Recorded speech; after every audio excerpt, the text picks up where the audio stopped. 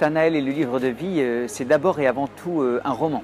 Alors un roman qui s'adresse à tous, aux jeunes, aux moins jeunes, à des croyants, à des non-croyants, à des gens qui sont en recherche. Mais ce n'est pas simplement un roman.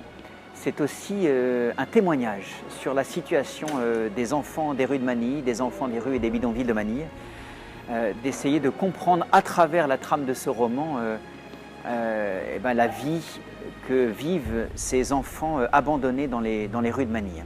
Et c'est encore plus qu'un témoignage, ça se veut aussi un périple spirituel, l'idée étant d'avancer avec le personnage dans la découverte de sa foi ou dans la redécouverte de sa foi.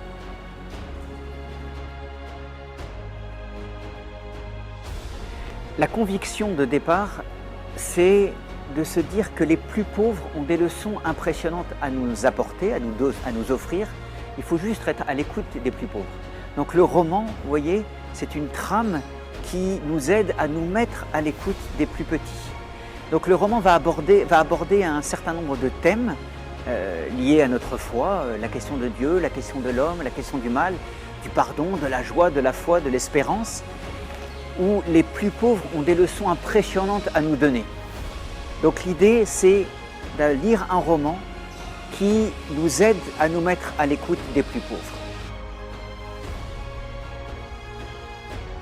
Alors mon plus grand souhait, c'est évidemment que ce roman plaise, qu'il suscite à la fois du rire et des larmes, mais surtout un rêve inavoué, c'est qu'il permette à des parents d'avoir des discussions avec leurs enfants et des enfants avec leurs parents, des groupes de jeunes ensemble, des groupes de moins jeunes ensemble, mais de pouvoir réfléchir plus profondément sur notre foi, redécouvrir notre foi.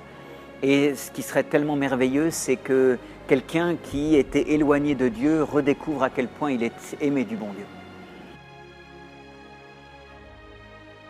Qui est Tanaël?